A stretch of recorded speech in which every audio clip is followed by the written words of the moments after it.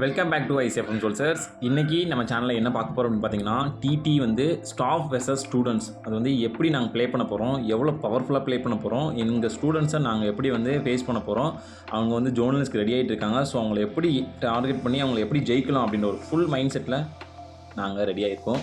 So okay, இப்போ அவங்க எப்படி விளாட்றாங்க அப்படின்றத நம்ம ஒன் பை ஒன்னாக பார்க்கலாம். இந்த வாரில் யார் ஜெயிக்கிறாங்க அப்படின்றத வெயிட் பண்ணி பாருங்கள். ஓப்பனிங்லாம் நல்லா தான் இருக்கு, ஆனால் உங்கள்கிட்ட பிடிச்சி சரியில்லையாப்பா. ஐ திங்க் எனக்கு தெரிஞ்சு இது ஒரு சாதாரண மேட்சாக இருக்க போது கிடையாது. ஏன்னா அவங்க ரெண்டு பேருமே ஜோனலிஸ்ட்காக இள ரத்தங்கள் துடிச்சு கொண்டு இருக்குது. அவங்க ரெண்டு பேர் ரெடியாக இருக்காங்க, நல்லா விளாடுவாங்கன்னு நினைக்கிறேன். ஸோ ஓகே, பார்க்கலாம், வெயிட் பண்ணலாம். இப்போ வந்து சர்வ் போடலாம். சர்வ் போடுறதுக்கு முன்னாடி ஜஸ்ட்டு ரேலி போட்டு பார்க்கணும். ரேலி போடும்போது இப்படிலாம் போடாதா, ஏன்டா இப்படி பண்ணுறீங்க அப்படின்னு சொல்கிற மாதிரி இருந்துச்சு. ரேலி போடும்போது ஃபஸ்ட்டு நார்மலாக ஸ்லோவாக போட்டு பழகணும். அதுக்கப்புறமா தான் சர்வ் ஆரம்பிக்கும் போது லவ் ஆல் சொல்லிட்டு கேம் ஸ்டார்ட் பண்ணணும். பட் ஆனால் ரேலிலே வந்து வேகமாக அடிக்கலாம், ரொம்ப தப்பு. ஓகே சோல்ஜர்ஸ், இப்போ நம்ம வந்து நம்மளோட கேமை ஸ்டார்ட் பண்ணலாம். இந்த கேமில் யார் ஜெயிப்பாங்க அப்படின்றது நீங்கள் நினைக்கிறீங்க அப்படின்னா கண்டிப்பாக கமெண்டில் சொல்லுங்கள். ஸ்டூடெண்ட்ஸா இல்லை ஸ்டாஃபா, இந்த டேபிள் டென்னிஸ் வாரில் யார் ஜெயிக்க போகிறாங்க அப்படின்றத ஸ்டார்ட் பண்ணலாம். இப்போ கேம் லவ் ஆல், அதாவது ஃபஸ்ட்டு சர்வ் ஸ்டார்ட் பண்ணி அதில் யார் வந்து பாயிண்ட் எடுக்கிறாங்களோ அது வந்து பால் மிஸ்டேக் பண்ணுறாங்க, இல்லை அந்த கோர்ட்டை தாண்டி வெளில அடிக்கிறாங்க, இல்லை நெட்டில் அடிக்கிறாங்க அப்படின்றத இந்த ரூல்ஸ் அண்ட் ரெகுலேஷன்லாம் உங்களுக்கு தெரிஞ்சிருக்குன்னு நினைக்கிறேன். அப்படி தெரியாதவங்க இன்னொரு வீடியோவில் வந்து டீப்பாக நான் உங்களுக்கு எக்ஸ்ப்ளனேஷன் கொடுக்குறேன். இது வந்து நம்ம ஆல்ரெடி நம்ம போட்டிருப்போம். பட் இருந்தாலும் இப்போ நம்ம நியூ ஸ்டூடெண்ட்ஸ் கூட நம்ம ப்ளே பண்ணுறது ரொம்ப ஹாப்பியாக தான் இருக்குது. அவங்ககிட்ட ஜெயிக்கிறோமோ தோக்குறோமோ அதெல்லாம் ஒன்றும் பிரச்சனை கிடையாது. ஜாலியாக ஒரு கேம் விளாண்டோமா. நெக்ஸ்ட்டு மண்டே வந்து அவங்களுக்கு வந்து ஜோனல் டேபிள் டென்னிஸ் மேட்ச் இருக்குது. ஸோ அதுக்காக தான் இந்த ஒரு ஃப்ரெண்ட்ஸ் மேட்ச் மாதிரி போட்டோம். ஒரு ப்ராக்டிஸ் மேட்ச் ஸ்டூடெண்ட்ஸ் கூட ப்ளே பண்ணால் ரொம்ப நல்லாயிருக்கும் அப்படின்றதுக்காக தான். ஸோ மேட்ச் எப்படி இருக்குது, நாங்கள் எப்படிலாம் சொதப்புறோம் அப்படின்றத நீங்கள் வெயிட் பண்ணி பாருங்கள்.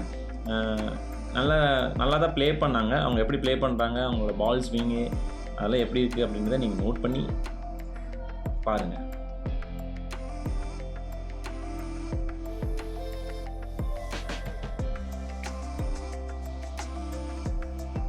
அதாவது ரேலி டைமில் நம்ம வந்து டேரெக்டாக ஆப்பனண்டோட பிச்சில் தான் டேரெக்டாக பிச் பண்ணோம். பட் நான் அடித்த இந்த பால் வந்து நெட்டில் பட்டு இங்கேயே விழுந்துருச்சு.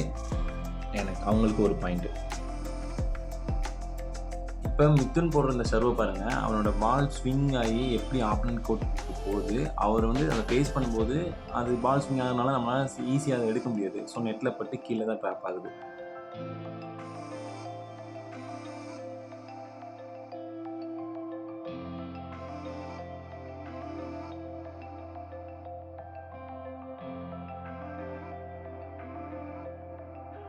ஒரு ஆளுக்கு 2 சர்வு கண்டினியூஸாக போடணும். அந்த 2 சர்வ் முடிஞ்சதுக்கப்புறமா அடுத்து ஆப்பனன்ட் போடணும். இப்படி ஆல்டர்னேட்டாக தான் சர்வ் போடணும்.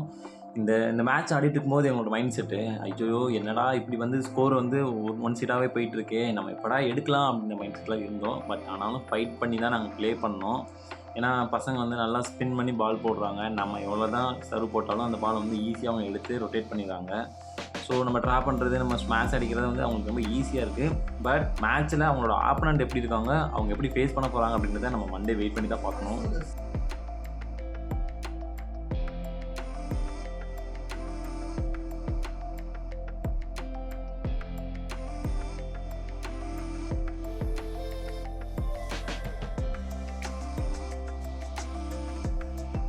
எகெயின் ஒன் மோர் சர்வ் வந்து இவன் போடுறான். இவனோட சர்வை இப்போ நான் ஃபேஸ் பண்ணுறேன். பட் நானுமே கரெக்டாக வந்து அந்த பேட் ஆங்கிள் வைக்காமல் போனதுனால பால் வந்து அவுட்.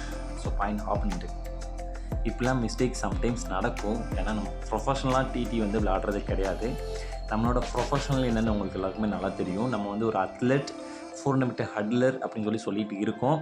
பட் அத்லெட்டிக் டீச்சிங் நல்லா பண்ணுவோம். உங்களுக்கு நிறைய பேருக்கு நல்லா தெரிஞ்சிருக்கும். ஒரு ஃபிட்னஸ் லெவலில் நம்ம பண்ணுவோம். ஸோ இன்ட்ரெஸ்ட் இருக்கவங்க நம்மளை காண்டாக்ட் பண்ணுங்கள். ஐசிஎஃப்எம்மில் நீங்கள் எப்போ நம்மளை தொடர்பு கொண்டாலும் உங்களை அன்போடு வரவேற்கிறோம். இப்போ டிடி வந்து ப்ளே பண்ணலாம் வாங்க.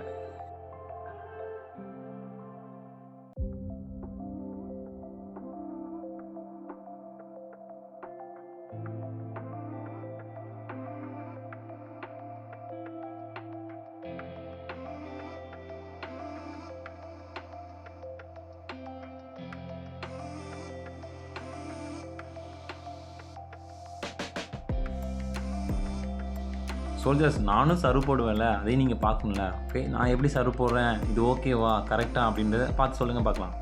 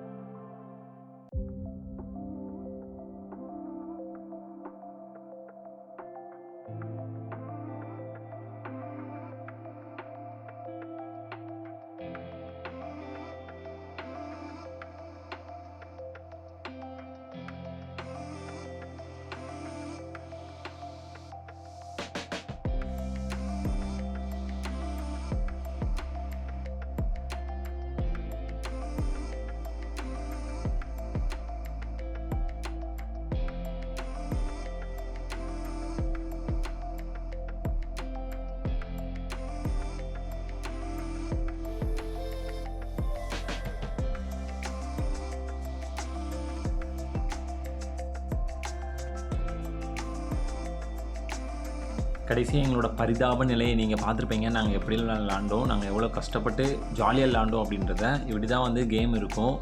இந்த டிடி கேம் வந்து எல்லாராலையும் விளாட முடியாது, எல்லாராலையும் விளாட முடியும் அப்படின்னு சொல்ல முடியாது. எல்லாம் கொஞ்சம் ரெகுலராக ப்ராக்டிஸ் பண்ணலாம். இவங்க தான் நம்ம வந்து அண்டர் 14 அண்ட் அண்டர் 17 கேட்டகரியில் ப்ளே பண்ண போகிற ஸ்டூடெண்ட்ஸ்.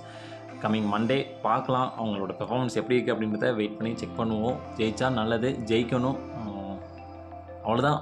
நீங்கள் யாரெல்லாம் டிடி விளையாடுவீங்க அப்படின்றத மறக்காமல் கமெண்ட்டில் சொல்லுங்கள் ஃப்ரெண்ட்ஸ். தேங்க்யூ, பாய்.